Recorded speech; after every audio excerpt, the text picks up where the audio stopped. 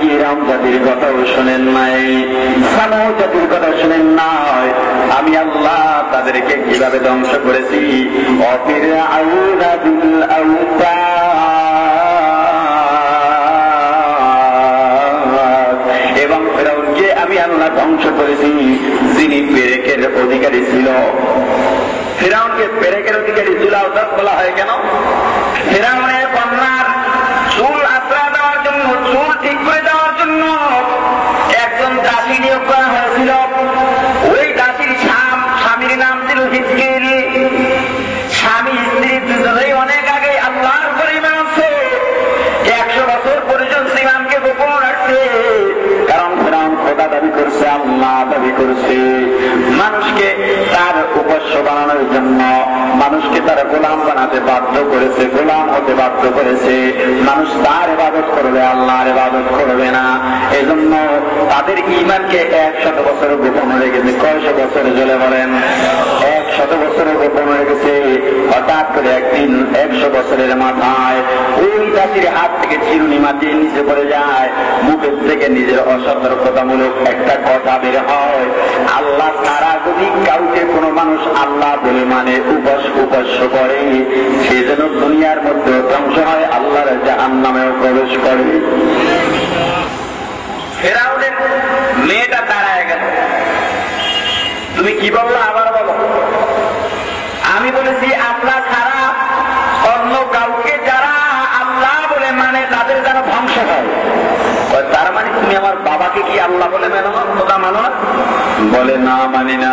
একজন সৃষ্টিকর্তা আছে, একজন আল্লাহ আছে যিনি সবার আল্লাহ।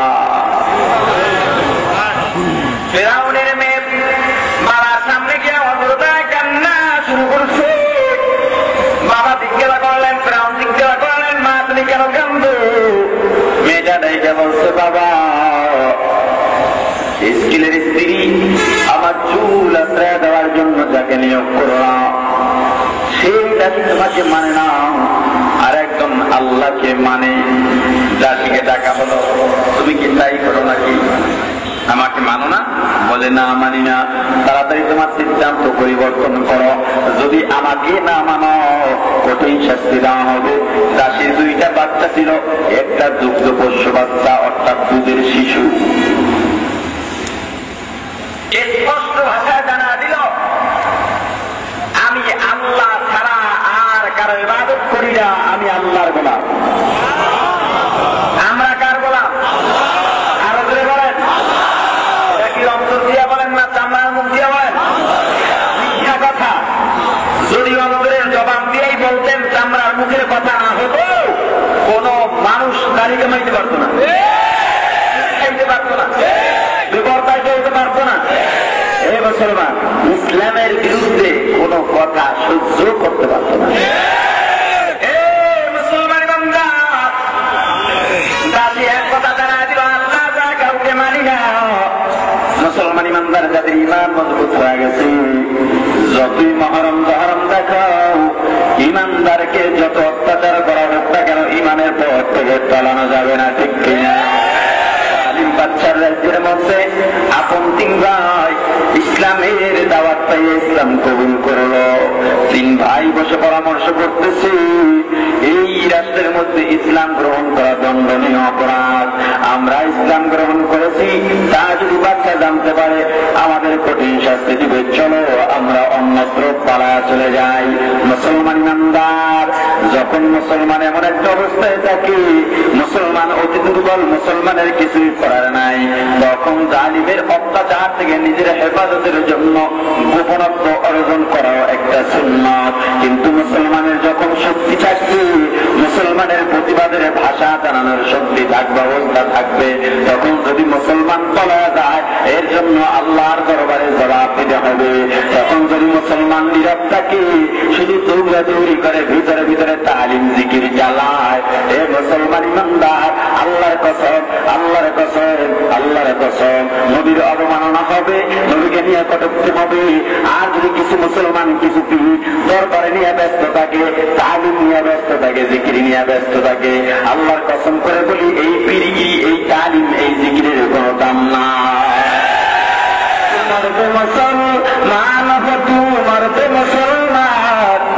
मर्द मुसलमान हो तू मर्द मुसलमान, एक हाथ में तलवार एक हाथ में कुरान, एक हाथ में तलवार एक हाथ में कुरान। ए मुसलमान तीन भाई रওনা দিল রাষ্ট্র ত্যাগ করে অন্য রাষ্ট্রে চলে যাওয়ার জন্য। গোয়েন্দাদের মাধ্যমে বাদশার কানে খবরটা চলে যায়। বাদশা সৈন্যবাহিনী পাঠাইয়া তিন ভাইকে গ্রেফতার করে রাজদরবারে উপস্থিত করায়। হাজার হাজার মানুষ জবাব দিয়া রাজদরবারে উপস্থিত করাইয়া তাদের সামনে বিচার করবে। তিন ভাইকে ডাক দিয়া বলল, এ তিন ভাইরা, তোমরা কি জানো না আমার রাষ্ট্রের মধ্যে ইসলাম কলঙ্ক, ইসলাম কবুল করা দণ্ডনীয় অপরাধ, তবুও কেন করলা? তিন ভাই দেখে বলে, হ্যাঁ আমরা জানি, তবুও তোমরা ইসলাম কেন কবুল করলা? তিন ভাই দেখে বলে, এই জালিম বাদশা, ইসলামের মধ্যে যে কতটা মজা পাওয়া যায় তোমাকে বোঝানো যাবে না। তুমিও ইসলাম কবুল করো, তারপরে বুঝতে পারবা ইসলামের মধ্যে কত মজা।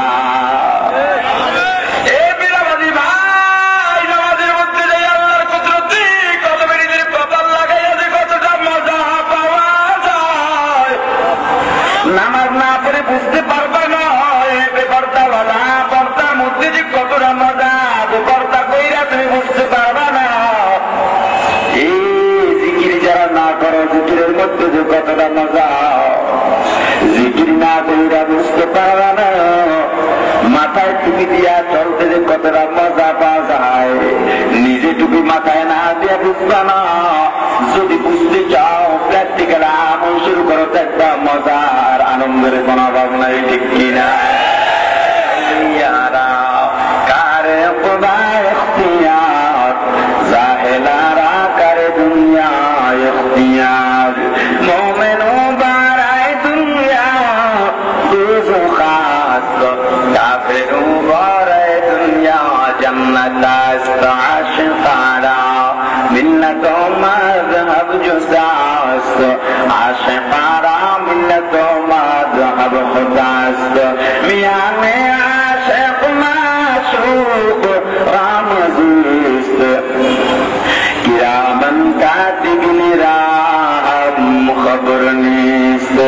ए मुसलमान इमानदार, আল্লাহর সাথে বান্দার যখন সম্পর্ক হয়ে যায়, এর মধ্যে কতটা আনন্দ পাওয়া যায়, কতটা মজা পাওয়া যায়, অন্য কেউ বুঝতে পারবে না, বোঝার সম্ভাবনায়, ঠিক কিনা?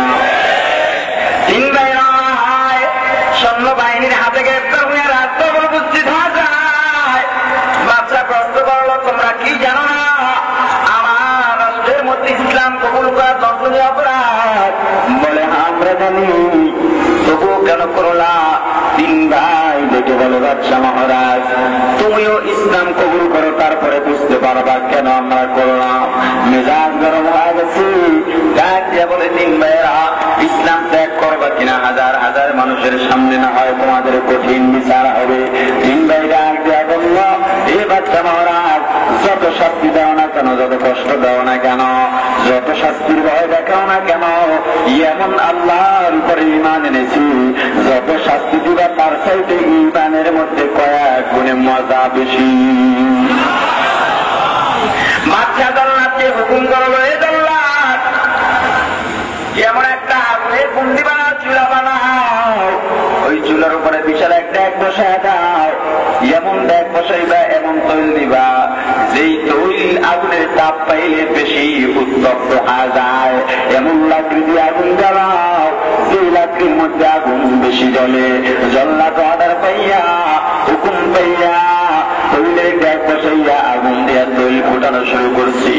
একটা সময় তৈল টপ করে ফোটা শুরু হয়। তারপরে বাচ্চা তিন ভাইকে দেখায় বলে, দেখো এই যে তৈল টপ করে ফুটতেছি, ইসলাম যদি ত্যাগ না করো তাহলে তোমাদের কিন্তু এই তৈলের মধ্যে ফালানো হবে। তিন ভাই এক ভাইকে জবাব দিল, এ বাচ্চা, পালাইলে পালাইতে পারে, আমাদের কোনো আপত্তি নেই, তবুও ইসলাম থেকে পিছু হটবো না। বড় ভাইকে তৈলের ভিতরে ফেলায় দেওয়া অর্ডার হয়ে গেল। জল্লাদ বড় ভাইকে তৈলের মধ্যে ফেলা যায়, এতটা উত্তপ্ত ছিল, তৈলের মধ্যে পড়ার সঙ্গে সঙ্গে হাতি পর্যন্ত তৈলের সাথে মিশে ভস্ম হয়ে গেছি। মেজো ভাইকে ডাইকে বলল, এ মেজো ভাই, তুমিও ইসলাম ত্যাগ করবা কিনা বলো?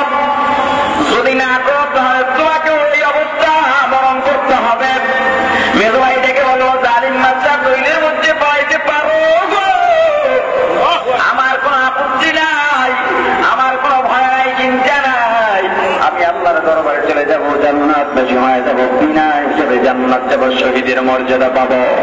মেজো ভাইকেও তৈলের মধ্যে ফেলা দিল। মেজো ভাইয়ের অবস্থাও বড় ভাইয়ের ন্যায় হলো, মাংসগ্রস্ত সব তৈলের সাথে মিশে গেল। এবার ছোট ভাই তৈলের জায়গার কিনারায় দাঁড়ায় দাঁড়ায় চোখের পানি ছেড়ে কামড়ে।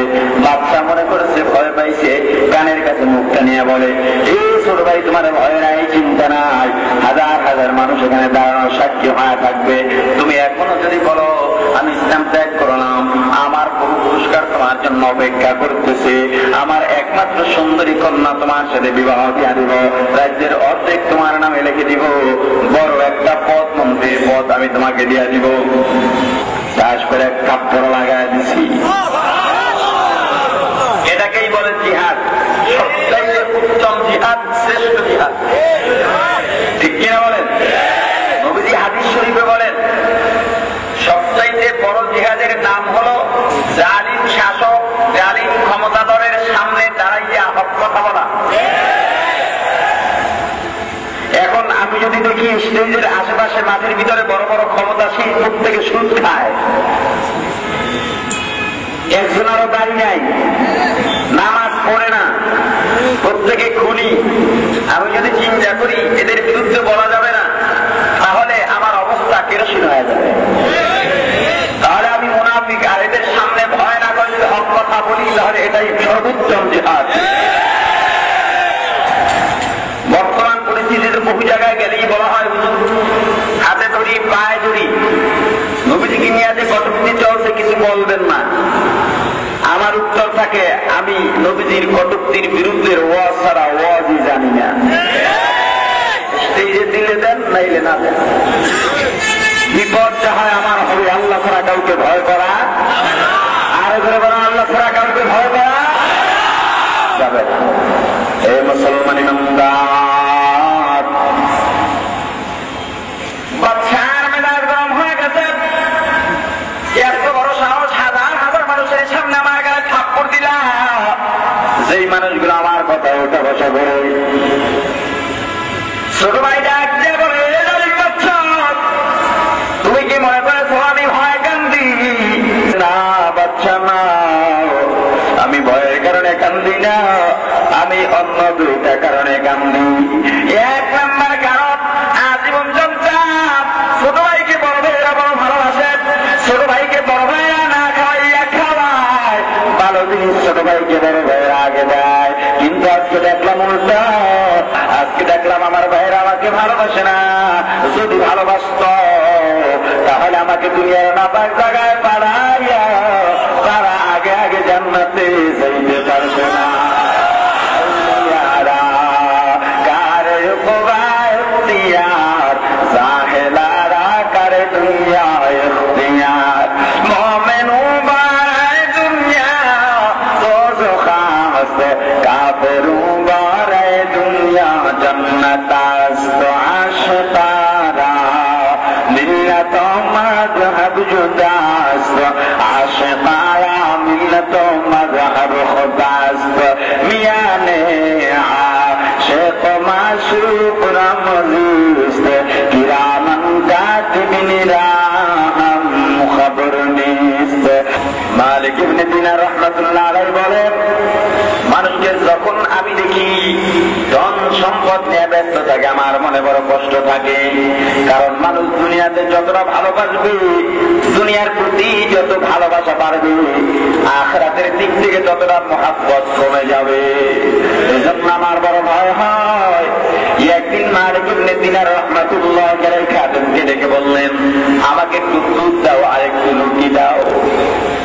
দুধ রুটি এনে সামনে দিলেন। মালিক ইবনে দিনার রাহমাতুল্লাহ আলাইহি একবার দুধের মধ্যে আঙুল দিয়ে আনায়, আর একবার রুটিটা ঘুরে ঘুরে দেখি। কিছুক্ষণ পরে চোখের পানি চাইরা কান্দে, আর ডেকে ডেকে বলে, ওরে দুধ তোর থেকে আমি 40 বছর পর্যন্ত দূরে রয়েছি, এই রুটি তোর থেকে আমি 40 বছর পর্যন্ত দূরে রয়েছি। কারণ তোর থেকে দূরে থাইকে আমি ঠকি নাই, তোর থেকে দূরে রাইখা আমার সম্মান আল্লাহর দরবারে বাইরে গেছি। এ মুসলমান ইমানদার, আখিরাতের ময়দানে যদি জান্নাত পাইতে চাও, আল্লাহ গোলাম হওয়া ছাড়া কোনো উপায় নাই, ঠিক কিনা? আমার 2 নম্বর কান্নার কারণ, আল্লাহর কাছে আমি চোখের পানি ছেড়ে কান্দি, আল্লাহ আমাকে তুমি একটা জীবন দিয়েছো, আমাকে যদি তুমি 1000 জীবন দিতে, আমি তোমার বান্দা 1000 জীবন জালিমের শরীরের মধ্যে দিয়ে প্রমাণ করতাম আমি তোমার পথে আছি।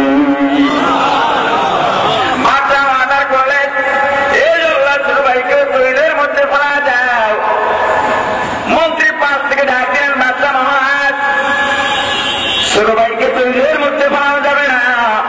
কেন তৈরির মধ্যে বানানো যাবে না?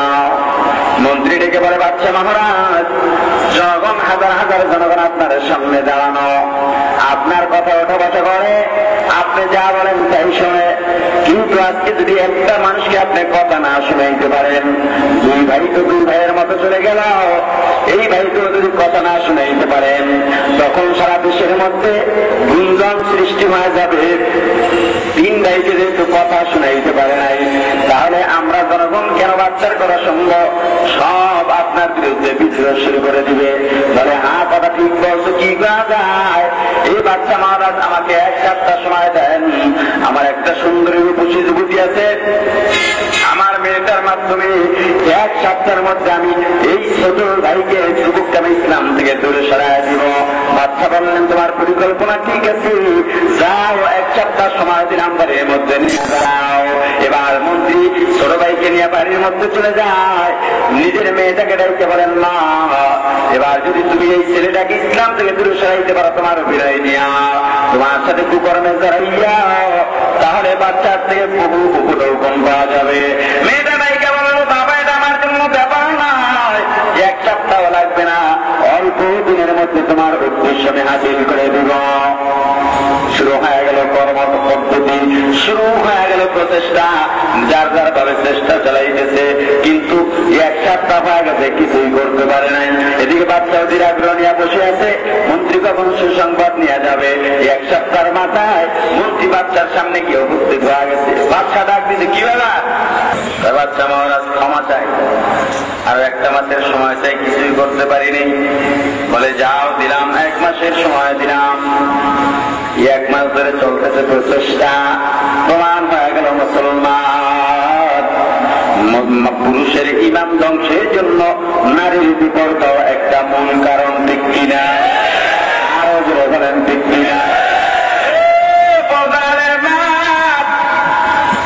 তোমার বিপর্দার কারণে 1000 যুবক নষ্ট হয়। তুমি যদি পর্দার সাথে বের হয়ে যায়, তোমার দিকে তাকাইতো না, তোমার দিকে নজর করতো না, এই মা যুবকগুলো ধ্বংস হইত না। যখন তুমি সেজে গুজে অর্ধুলঙ্গ হইয়া রাস্তার মধ্যে বের হও, তখন যুবকরা পাগল হইয়া তোমার পেছনে ছুটে, এরপরে একের পরে 1 বিপত্তি শুরু হয়ে যায়, ঠিক কিনা? আমার ইমানদার যুব সমাজ যদি রক্ষা করতে হয়, 1 নম্বরে সমাজের ভিতরে পর্দাও প্রতিষ্ঠিত করতে হবে, ঠিক কিনা?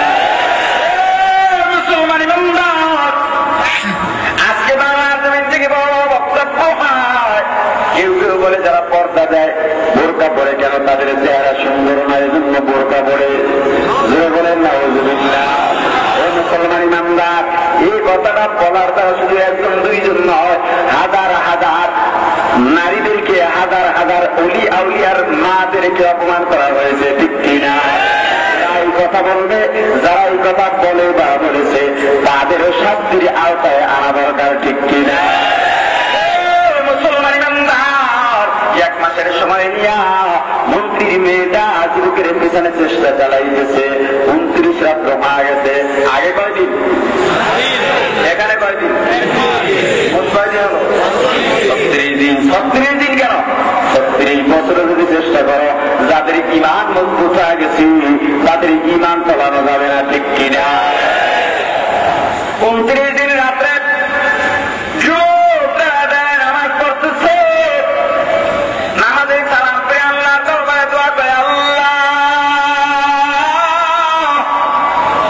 আমি তোমার গোলাম, তুমি আমার মনিব, আল্লাহ 36 দিন হয়ে গেছে, আল্লাহ আমার ভিতরে একটা ইবলিস লাগা দিছে, আল্লাহ জানি না কতদিন ঠিক থাকবে আল্লাহ, তবে তোমার দয়া ও রহমত যদি আমার সঙ্গে থাকে রে, আমার ভয় নাই, চিন্তা নাই, আমার ইমান ধ্বংস হবে না। সারে দুনিয়া কম খালে কুছ নেহি নুকসান, সারে দুনিয়া কম খালে কুছ নেহি নুকসান, डर नहीं कुछ गम नहीं कुछ जब खुदा रहमान, डर नहीं कुछ गम नहीं कुछ जब खुदा रहमान। দুনিয়া ধ্বংস হয়ে যেতে পারে, আল্লাহ যদি সঙ্গে থাকেন। কোন মুমিন আল্লাহ দুনিয়ার কোন ধ্বংসের পরোয়া করতে পারে না, ঠিক কিনা? মুসলমান ইমানদার মোনাজাত শেষ হয়ে গেছে, আল্লাহ দরবারে কান্নাকাটি করলো। যুবতী পিছন থেকে ডাক দিলে, যুবক ভাই অন্য দিনের মতো নয়, আজকে একটু সভ্য ভাষায় ডাক দিল, এ যুবক ভাই আমার একটু কথা শোনো, আমি তোমার কাছে জানতে চাই এমন কি মন্ত্র পড়লা যেই মন্ত্রের কারণে আমার মতো সুন্দরী থেকে তুমি ফিরে থাকলা। আমি যুবতীর জন্য লেখার সমস্ত মানুষ পাগল, কিন্তু আমিও তো তোমার জন্য পাগল, কিন্তু তুমি আমার দিকে কেন ফিরে তাকাও না? এমন কি মন্ত্র পড়লা যেই মন্ত্র পড়ছো সেই মন্ত্রটা আমাকেও পড়া দাও।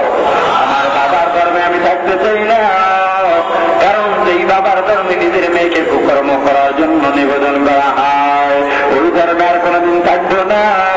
আমাকে তোমার মন্ত্র পড়াইয়া তোমার দলে নিয়ে যাও।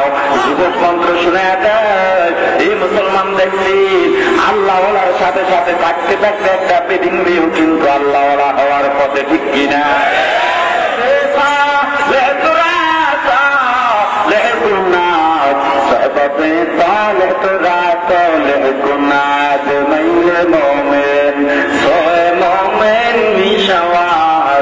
मैले काफिर से काफिर मिशावाद, एक ज़माना सुबते बा औलिया, बेहतरद सब साल ताअत बेरिया। আল্লাহ ওয়ালাদের সোহবত যদি এখতিয়ার করতে পারো, আল্লাহ ওয়ালাদের সাথে যদি সংস্পর্শ রাখতে পারো, এই মুসলমান নিজে নামাজ পড়লে যতটা আল্লাহর দিকে আগাইবা, আল্লাহ ওলিদের পরামর্শ নিয়ে নামাজ পড়লে তার চাইতে কয়েক গুণে বেশি আল্লাহর দিকে আগানো যায়, ঠিক কিনা? যুবক মন্ত্র শুনে দেয়নি, কি মন্ত্র পড়লাম শুনো।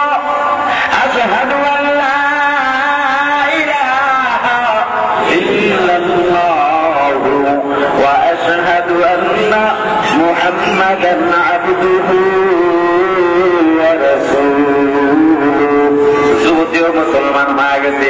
এবার যুবতীটাকে বলে, যুবক ভাই আমি তো এতদিন তোমার জন্য পাগল ছিলাম, কিন্তু কেন যেন মন্ত্রটা পড়ার সঙ্গে সঙ্গে আমি আর একজনের জন্য পাগল হয়ে গেছি, যাকে আমি দেখতে পাই না।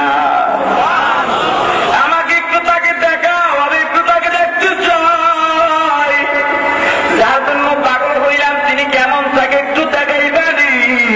मैं सूरत यूसुफ को नहीं चाहने वाला, मैं सूरत यूसुफ को नहीं चाहने वाला, मैं कैसे के मानंद नहीं आशिक लैला, मैं कैसे के मानंद नहीं आशिक लैला, मैं आशिक मौला हूँ मेरा इश्क दवाना, ये जुमला जहाज की तजल्ली से उजाला, ये जुमला जहाज की तजल्ली से उजाला।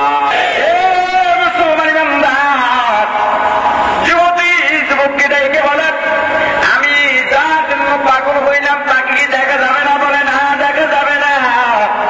তবে তুমি যদি আল্লাহর পাগল হইতে পারো, আল্লাহ একটা ঘোষণা দিয়ে বলছেন, আনা মাআকুম আইনামা কুনতুম ওয়া আইনামা তুওয়াল্লু ফাতাম্মা ওয়াজহু নাহনু আকরাবু ইলাইহি মিন হাবলিল ওয়ারিদ।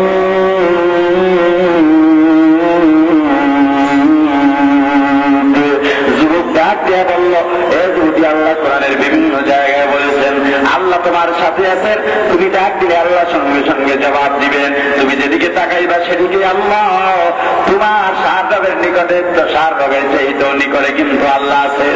এবং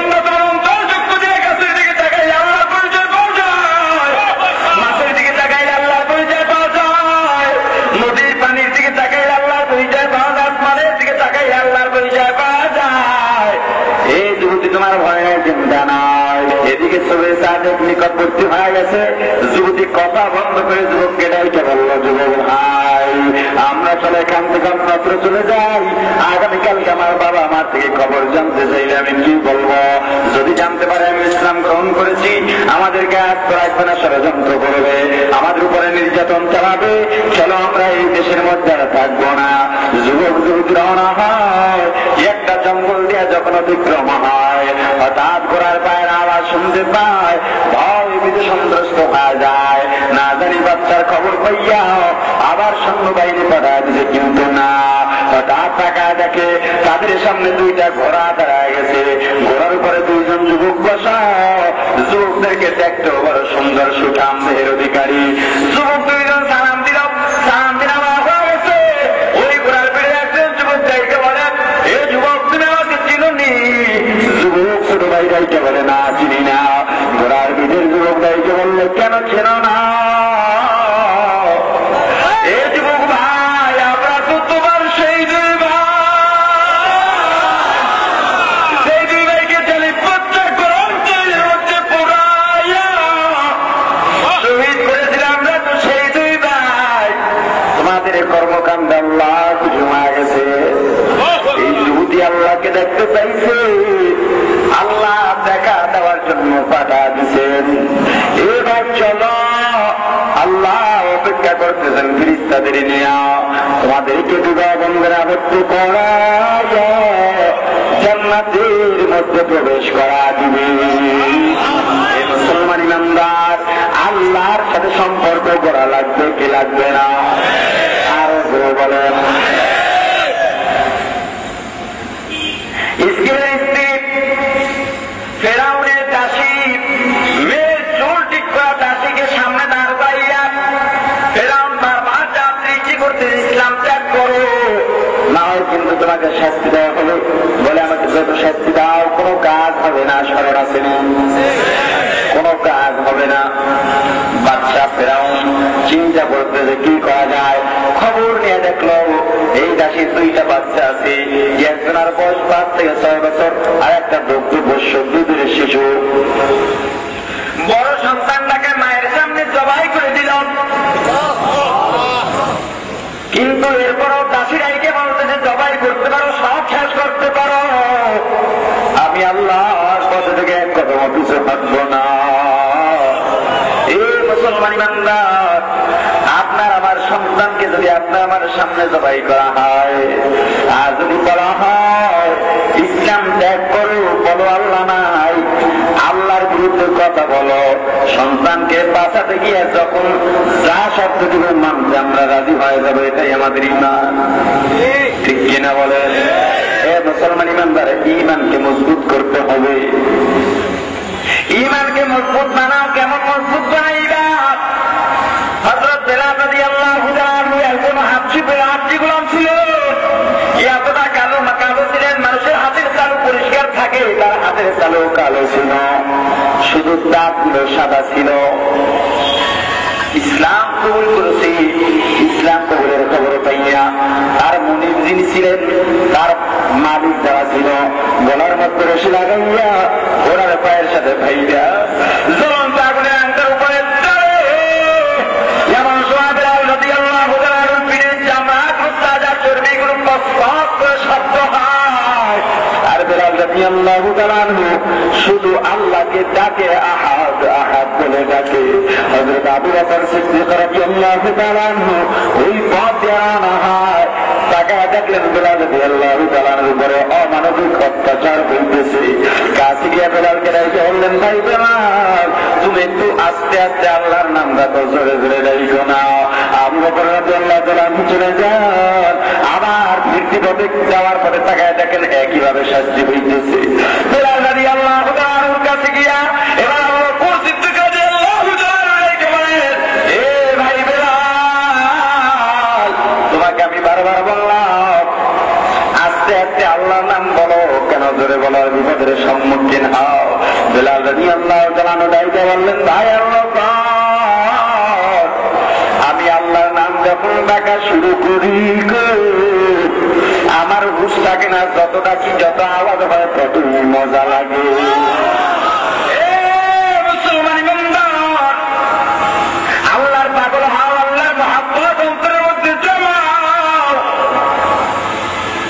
মহিলার সামনে নিজের মেয়েটাকে নিজের সন্তানকে জবাই করা হয়, এরপরও ইমাম থেকে পিছু হটে না।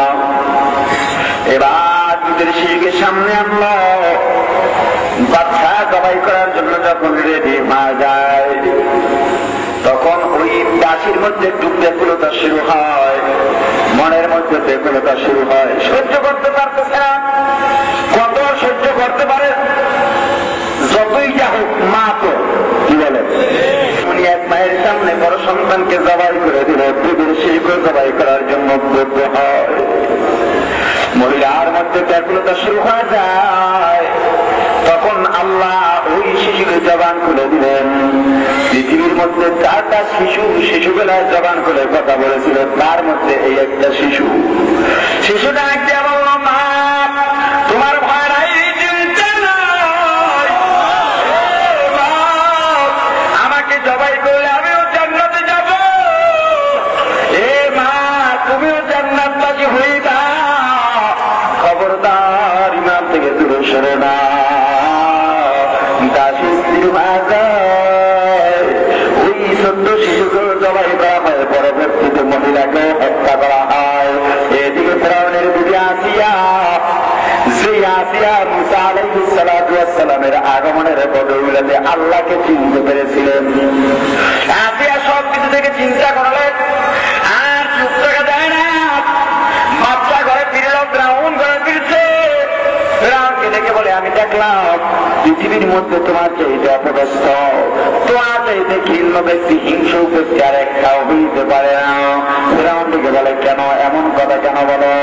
এবার আসিয়া দেখে বলে, স্বামী যদি তা না হইত তুমি মহিলাকেও হত্যা করতে পারতা না, মহিলার 2টা শিশুকে তার সামনে হত্যা করতে পারতা না। ফেরাউন আসিয়াকে রেখে বলে, বিবি তোমার আপত্তি কি বলো? বলে, আমার আপত্তি আছে, তুমি তো খোদা নাও।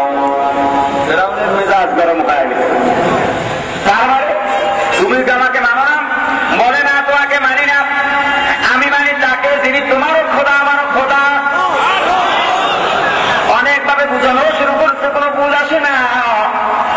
মা বাবাকে খবর দিচ্ছে, শ্বশুর শাশুড়িকে খবর দিচ্ছে, আপনার মেয়েকে বুঝা। মা বাবা বলতেছে, মা গো সবাই তাকে খোদা মানে, তুমি কেন মানো না? তোমার উপরে কঠোর শাস্তি হবে। আসিয়াটাইকে বলে, বাবা ও মা আমি তাকে খোদা মানতে পারি, আমার একদিকে তাহলে চন্দ্র এনে দিতে বলো, আর একদিকে সূর্য এনে দিতে বলো, সূর্য তার কথা মতো উদয়স্ত করাইতে বলো, যদি সেটা দেখাইতে পারে তাহলে আমি তাকে খোদা মানতে রাজি। সম্ভব? ধরে বলে সম্ভব নয়। এই কথা শুনে ফেরাউন শ্বশুর শাশুড়িকে ডেকে বলল, আপনারা চলে যান, ওকে যে ব্যবস্থা করা দরকার আমি করতে পারবো। অনেক অত্যাচার করল, অত্যাচার করে শেষ পর্যন্ত ফেরাউনের বিবি আসিয়ার 2 হাতের মধ্যে 2 পায়ের মধ্যে পেরেক মেরে মাটির সাথে চাপায়া রাখলো। এজন্য ফেরাউনকে জুল আওতাদ বলা হয়। ফেরাউনের জমানায় যদি কেউ তার বিরুদ্ধে বলতো, সঙ্গে সঙ্গে তাকে গাছের সাথে পেরেক মেরে রাখা হতো, এজন্য তাকে জুল আওতাদ বলা হয়। কি বলা হয়? মুসলমান ইমানদার বর্তমান সমাজে সারা বিশ্বের মধ্যে যারা অত্যাচার করে, অত্যাচারের বহু সিস্টেম আছে না নাই?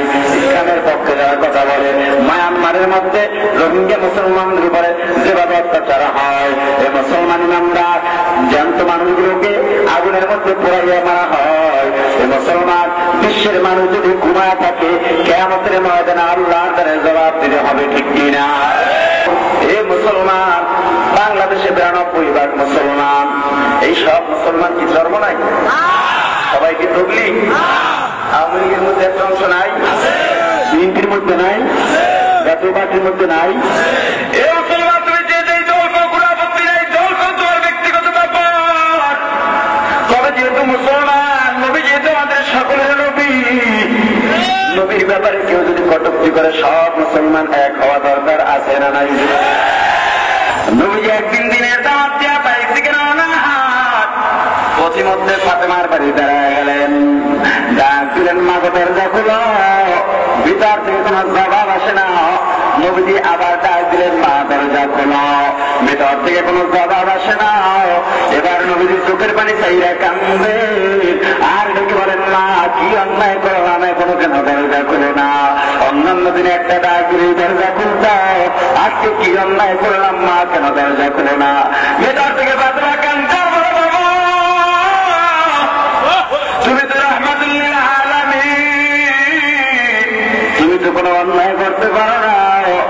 এই বাবা, তোমার সামনে যে আসবো এমন কোন পর্যাপ্ত পরিমাণে বস্ত্র আমার পরিধানের মধ্যে নাই। এ পর্দালের মা, দেখো মা, নবীজির পরিবারের কি অবস্থা ছিল। নবীজির কাঁধের উপর একটা বাড়তি রুমাল ছিল, বাড়তি চাদর ছিল। নবীজির চাদর দরজার ফাঁকা দিয়ে ভিতরে দিয়ে বললেন, না এই চাদর উপরে ইজ্জত দেখে আসা করবো, আমি হাসানকে দেখবো, জানকে দেখবো, তোমাকেও দেখবো। ফাতেমা চাদর পরে দরজা খুলে দিলেন। নবীজি ভিতরে ঢুকে ফাতেমার চেহারা থেকে তাকাই আবার চোখের পানি ছেড়ে কান্না শুরু করেছে। ফাতেমা থেকে বলেন, বাবা আবার কেন কান্দো, আবার কি হলো? নবীজি তাইকে বলেন, মা তোমার চেহারাটা শুকনো দেখায় কেন মা? তুমি মনে হয় কয়দিন কিছু খাইতে পারবে। ফাতেমা কান্দের বলে, বাবা আমি যদিও আরো কয়েকদিন না খাই থাকি আমার মনে কোনো দুঃখ নাই, তবে তোমার বলে যায় টুকরা হাতার চাই 3 দিন পর্যন্ত খাবার না পারে। আজকে জমির মধ্যে গড়াগড়ি করছি আর কান্দছে, আমার পা ধরিয়া কান্দে আর বলে, মা ক্ষুধার যন্ত্রণা সহ্য করতে পারি না, মা আমাকে খাবার দাও। হে বাবা বলো, সন্তান যদি মায়ের পা ধরিয়া ক্ষুধার যন্ত্রণায় কান্দে আর মা যদি খাবার না দিতে পারে, সেই দুঃখের আর কিছু দেখতে পারে না। এ বাবা তাকায় দেখো, চুলার দিকে তাকায় দেখো, ওই খালি পাতিলার মধ্যে শুধু পানি দিয়ে ফুটাইতেছে। ওদেরকে বলছি, বাবা তোরা ঘুমা, আর খাবার যদি হয়ে যায় আমি মা তোদেরকে জাগাইয়া দিব। এবার বাবা বলো, এখন যদি হাসান হোসেন যাই আমার কাছে জিজ্ঞাসা করে, মা খাবার হয়েছি আমি কি জবাব দিব? বা সন্তান বাবা বলে কথা বলতেছেন, এদিকে হাসান হোসেনের ঘুম ভেঙে গেছে, নানার কণ্ঠের আওয়াজ পাওয়া যায়। বিছানা থেকে একটা চলছে, একজন নবীজির ডান পাশে আরেকজন নবীজির বাম পাশে বসে গেছে। নবীজির গলা ধরাইয়া কান্দার বলে, না তুমি আসতে ভালো হয়েছি, আজকে আমার মায়ের বিচার না করে যাইবে না। নবীজিটা কে বললেন, নাতি গো তোর মা কি অন্যায় করছে বল, আমি আজকে তোর মায়ের বিচার না করে যাব না। নবীজি কথাটা বলার সঙ্গে সঙ্গে নবীজির গলা চাইরা নবীজির সামনে দাঁড়াইয়া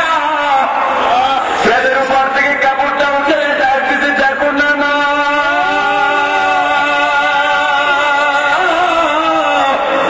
তোমার মেয়ে আমাদের মা 3 দিন পর্যন্ত কোনো খাবার দেয় না, 3 দিন পর্যন্ত খাবার না পাইয়া দেখো পেটটা কেমন পিঠের সাথে লেগে গেছে। না নবীজি চোখের পানি চাইয়া কান্দে। হাসানকে দেখে বলে, 3 দিন পর্যন্ত খাবার না পাইয়া নানার কাছে বিচার চাও। নবীজি পেটের উপর থেকে চাদরটা সরাইয়া তাকে বললেন, নাতি তাকাইয়া দেখ, 3 দিন পর্যন্ত খাবার না পাইয়া নানার কাছে বিচার চাও, আর তোর নানা 7 দিন পর্যন্ত কিছু না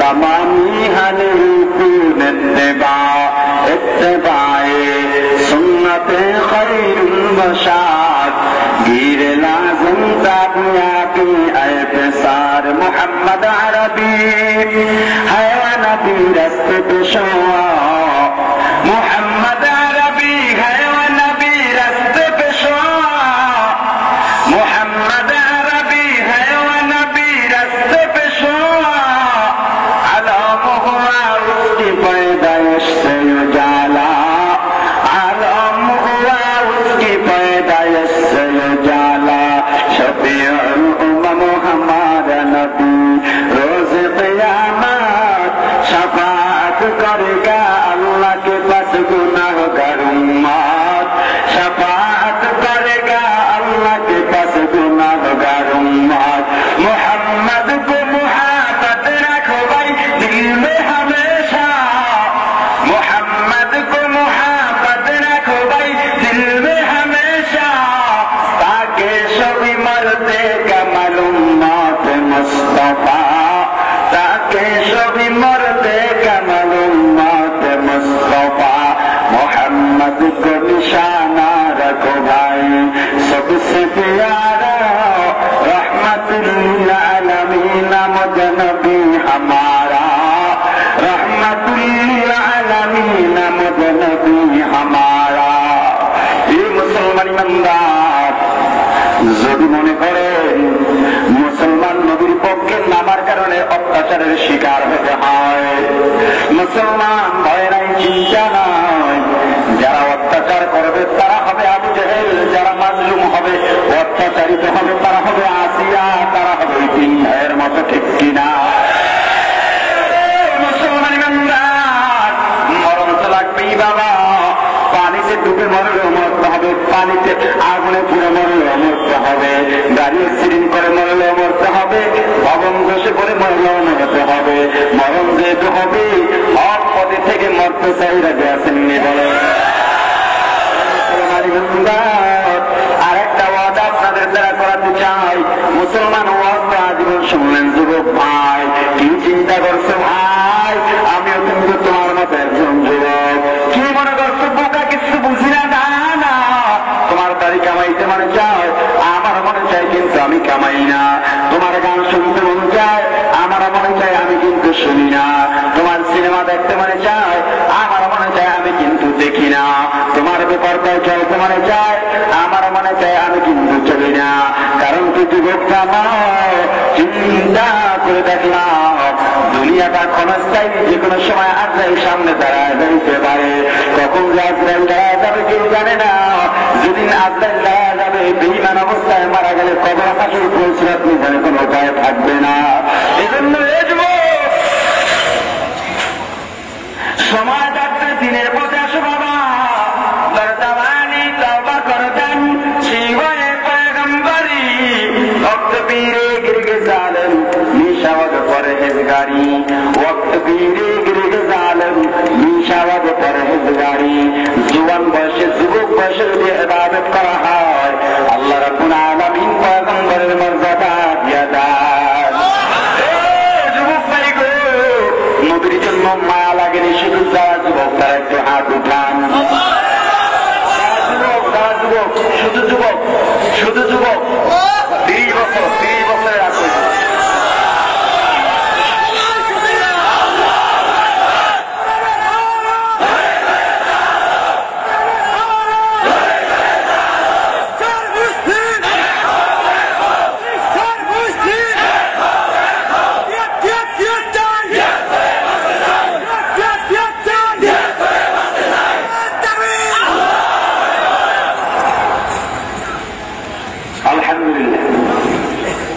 নবীর প্রতি মায়া আছে নবীকে কষ্ট দিবেন না আমি খালেদ কয়েকজন যুবক চাই একজন যদি পাই আমি মনে করব আজকের ওয়াজ সার্থক আমাকে খুশি করার জন্য নয় এদেরকে দেখানোর জন্য নয় আল্লাহর ভিডিও ক্যামেরা এখানে আছে অতএব আমি কয়েকজন যুবক চাই যাদের দাড়ি একেবারে নাই আর যাদের দাড়ি অর্ধেক আছে কাটা এমন কয়েকজন একজনও যদি পাই আমি মনে করবো আমাদের মাহফিল সার্থক এমন কয়েকজন যুবক চাই যে হুজুর জীবনের বহু ধোকায় পড়েছি দাড়ি রাখবো কোনো মেয়ে যদি না চায় বিবাহ জীবনে করবো না,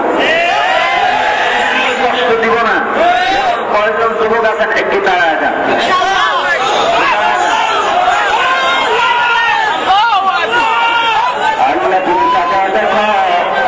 তোমার অনেকগুলো যুবক বন্ধা দাঁড়ায় গেছে, নবীজিকে কষ্ট দিবে না।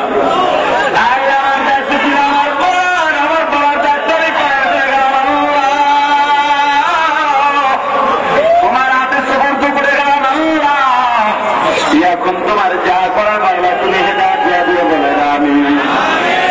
যুবক ভাইদেরকে পয়গম্বরের মর্যাদা দিয়ে দেয় বলে না আমি, আরো জোরে বলে না আমি। আলহামদুলিল্লাহ, আল্লাহুম্মা আমিন বলে বসেন, আরো জোরে আমিন বলে বসেন। যা বুঝলাম আজকে মাহফিলে যুবকের সংখ্যাই বেশি। আল্লাহ যুবক জওয়ান বড়া যারা আছে প্রত্যেককে দিনের খাদিম হিসাবে কবুল করেন। কয়েকটা প্রশ্ন আছে সম্ভবত, প্রশ্নের উত্তর দিয়েই অল্পের ভিতরে ইনশাআল্লাহ মোনাজাত হবে।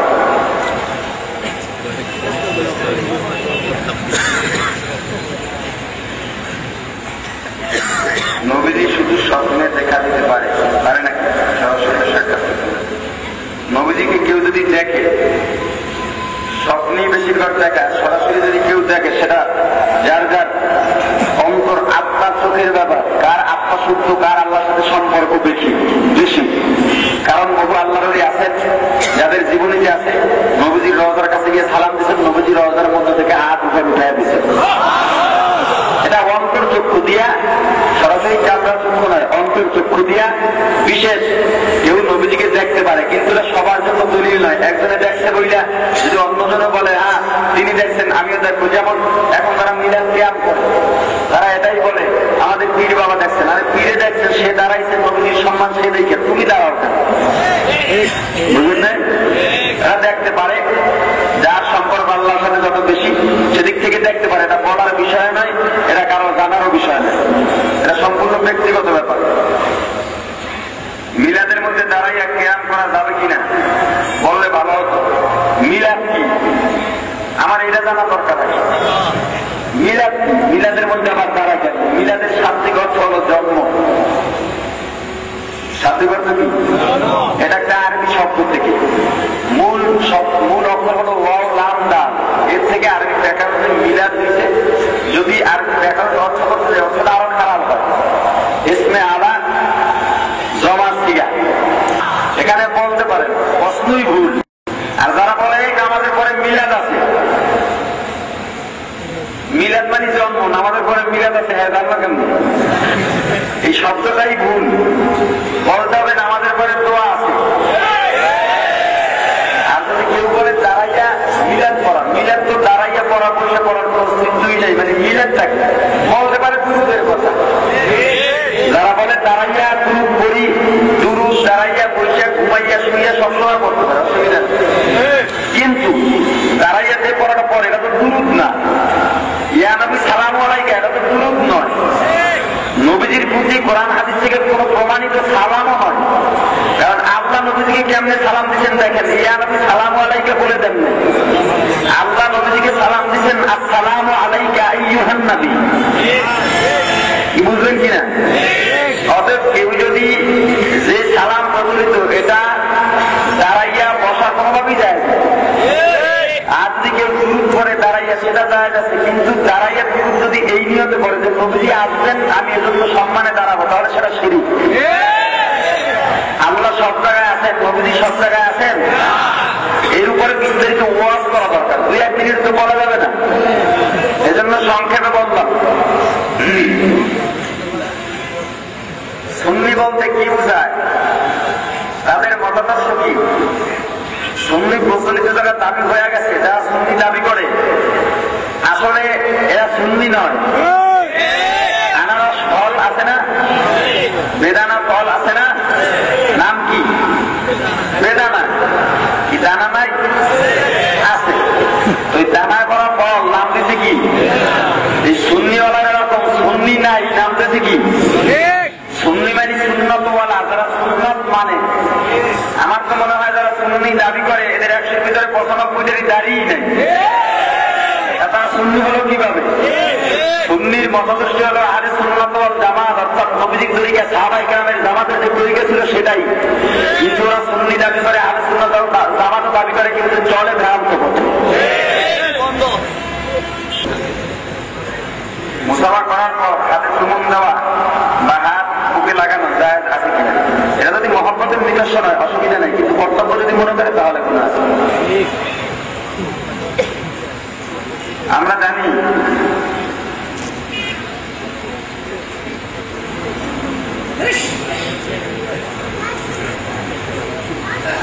আমাদের, আমি প্রশ্নের উত্তরটা দিয়ে দিই। কোরআন হাদিসের দৃষ্টিতে আমাদের আদি পিতা আদম আলাইহিস সালাম, আমাদের জাতি পিতা ইব্রাহিম আলাইহিস সালাম, জাতি পিতা ইব্রাহিমকেই মানতে হবে, অন্য কাউকে না। মৃত ব্যক্তিকে দাফন করার পর ও ফরজ নামাজের পর নবীজি মিলিত হয় কি কখনো হাত তুলে দোয়া করেছেন কিনা কোরআন হাদিসের আলোকে জানাবেন। মৃত ব্যক্তির দাফনের পর দোয়া জায়েজ আছে, দাফনের পর দোয়া জায়েজ আছে। নামাজের পরে, ফরজ নামাজের পরে মোনাজাত দিলে কেউ যদি এটাকে, মোনাজাত না দিলে কেউ যদি এটাকে চাপ সৃষ্টি করে দিতেই হবে, তখন সেটা মাকরুহ হবে। আর না দিলে যদি কেউ বলে দিতেই হবে সেটা মাকরুহ, দিলে যদি কেউ বলে দিতেই পারবে না সেটাও মাকরুহ। কারণ মোনাজাত দেওয়া মুস্তাহাব সাবেত হয়েছে ফতোয়ার কিতাব থেকে।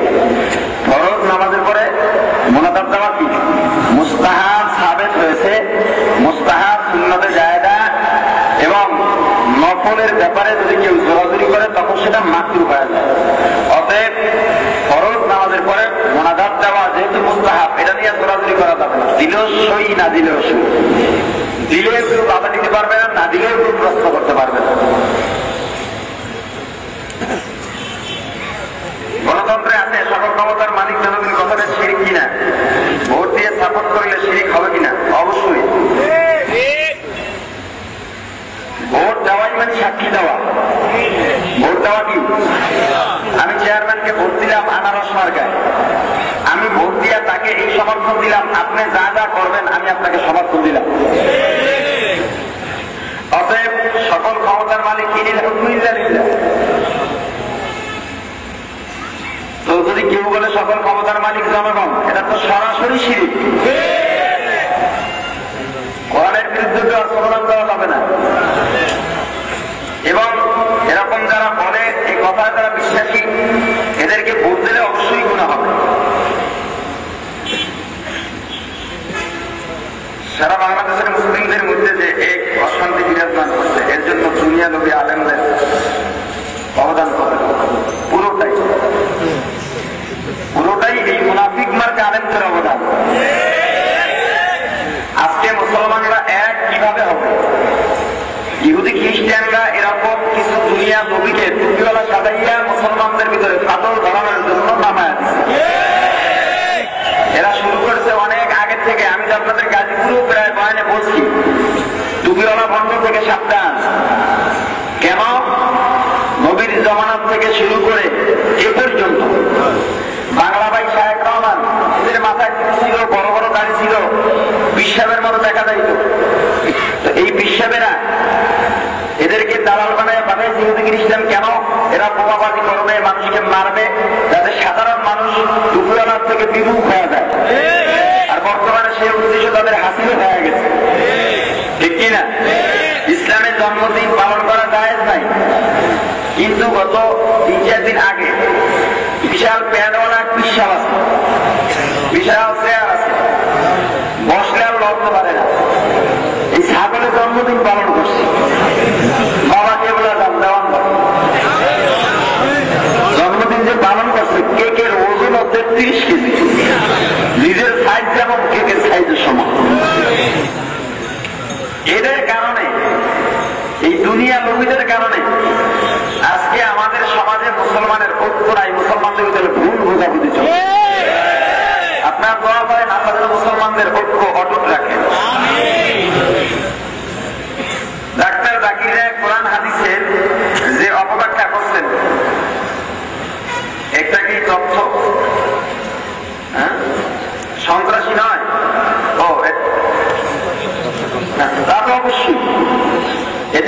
আছে এখানে এই যে এই পাশে একটা বয়ানে অলওয়েজ বয়ানের ব্যাপারে কিছু বলেছিলাম জাকির নায়কের ব্যাপারে।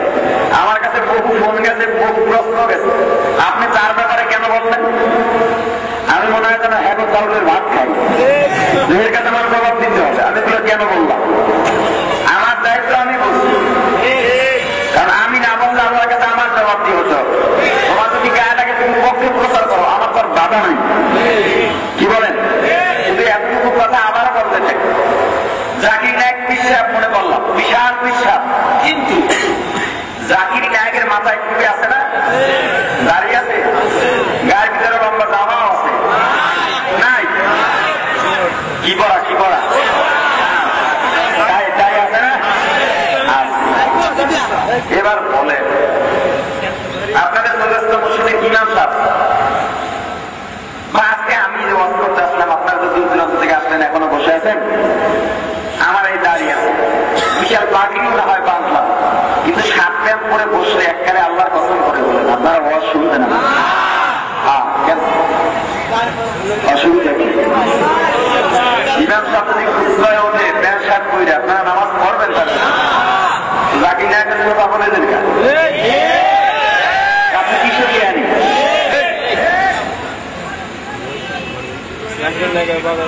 অনেকে বলো 20টা নাম্বার বলে দেয়, এত এলেম এত জ্ঞান, আর ইংলিশে চাইতে বেশি এলেম হয় না?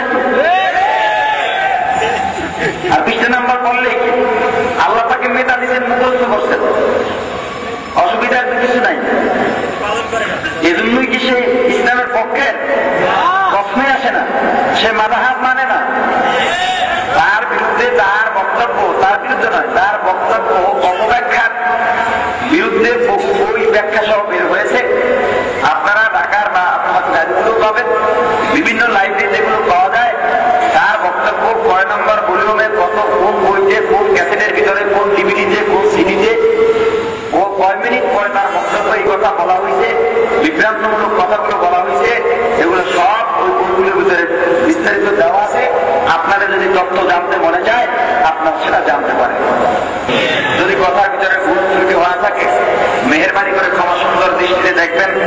আপনাদের সাথে আমার কারো সাথে দুশ্মনী নাই, কারো সাথে ঝগড়া নাই, জমি নিয়ে লেনদেন নাই, টাকা পয়সা নিয়ে কোনো ঝামেলা নাই। যত কথা বললাম একমাত্র ইসলামের স্বার্থে বললাম।